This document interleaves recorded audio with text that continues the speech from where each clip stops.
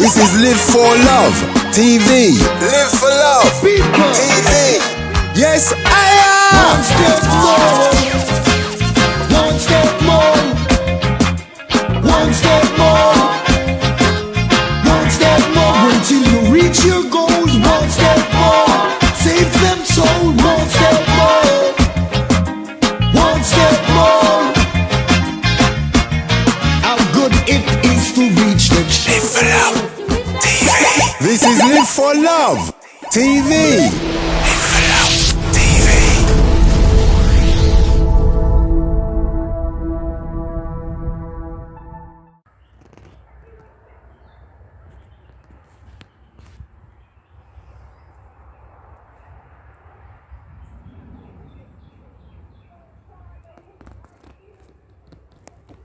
Greetings everybody, hope everyone's doing fine out there. Today is the 19th day of the 9th month of the 21st year in the 21st century. Live for Love TV here with you. I hope everyone's doing beautiful, not just well but beautiful today. Just here under the yaki tree, taking in some breeze, having my usual morning breeze and having some thoughts alongside. I'm going to share some of those with you today. Hope we can reason and comment when you finish, like, share and subscribe, as they say. And back and forth. I don't like just being someone who's speaking to you or at you. It's always going to be I want it to be a back and forth, because no one person knows it all, and no one person's opinion is really more valid than anybody else's opinion. Anyway, what I was thinking about was I did a video on one inspirational person, which was Novak Djokovic. And Novak Djokovic, as you know, is a tennis player from Serbia who was in line to win 4 Grand Slams in 1 year, which hasn't been done for I don't know how many years. But he didn't make it. And some would see that as a failure and a disappointment. I'm sure he's disappointed, but it's certainly not a failure. For me, a failure is when you have talent given to you by God like he has, and you do not put it to good use. Now that talent could be to speak, to converse, an artist.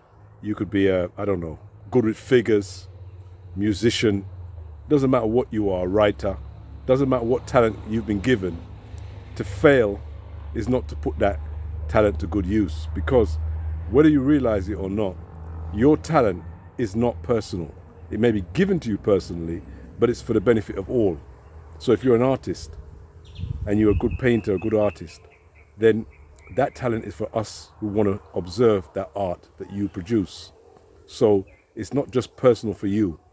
So when you sit on your talent and you sit on your abilities, then to me, that's the only failure in life.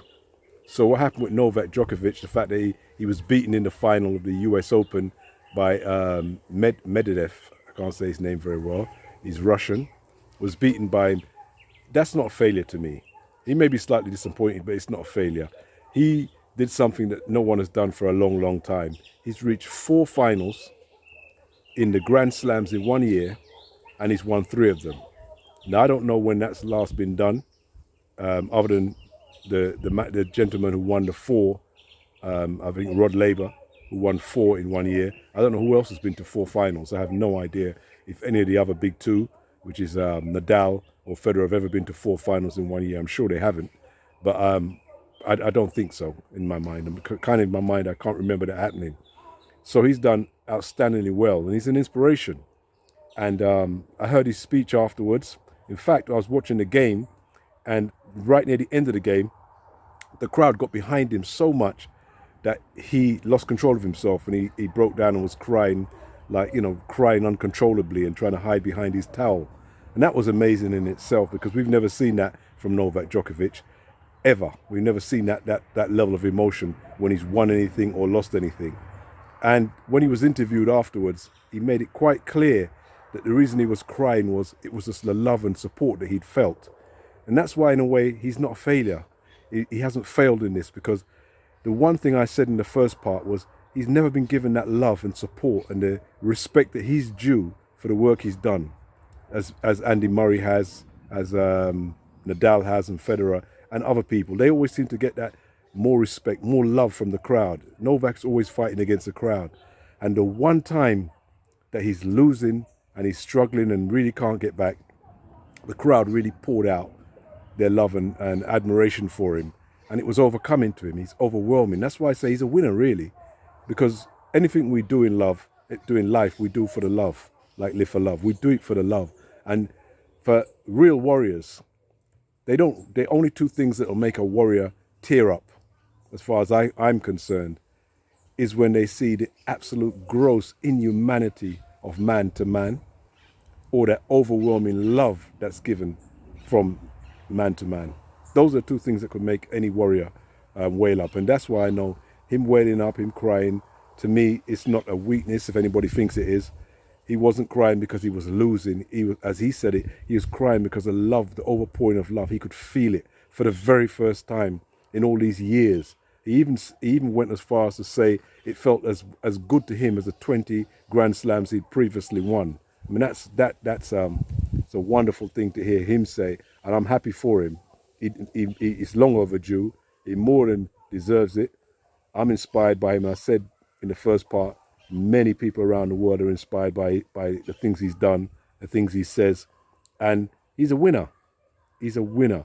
Every one of you that come out with your talent and put it out there for the rest of the world to see, to me, you're all winners.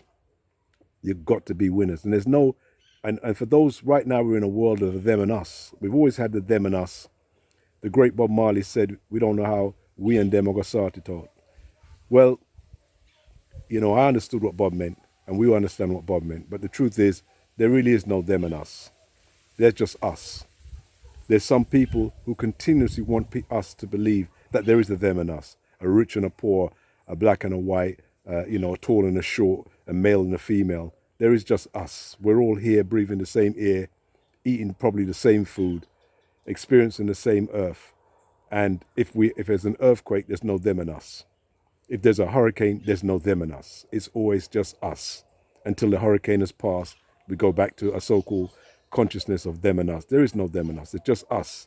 So we need to understand, the sooner the sensible people step up and admit that there is no them and us. Yes, people will separate themselves between those who've had their medical intervention and those who haven't. But there's no them and us. There's just us. We need to understand that when we get that, there is just us. You may not get on with people, but they're still part of us. We're all human beings and we're all one. We just don't understand certain things. We don't understand. We go into our tribes and say, well, they do this, and they eat this, and we don't eat that. They behave like this, and we don't behave like this. So they're a them, and we're the us. But you're going to find at some point that within your tribe, you're more alienated to certain people within your own tribe than people in a separate tribe across the river. You may be closer to them, yet you don't know them. That's why the them and us really doesn't work. It's always an us. So anyway, reasoning under the Yaki tree. Hope everyone's doing well, as I said. I hope I haven't been doing too many videos recently because other things have come in the way of me being able to put out videos and stuff like that. So I hope everyone's not thinking that I've just left the scene or something's happened to me. I'm here doing the same old thing. And by the way, this is No Movement Day today. That's why I've got a little bit of time on my hands in Jamaica. It's they've gone down to one day now. It's just a Sunday of a No Movement Day. So I'm here chilling, enjoying the day, enjoying the weather and the birds and everything else that's happening and the breeze, and wishing you a good day and a good week to come. Bless. People,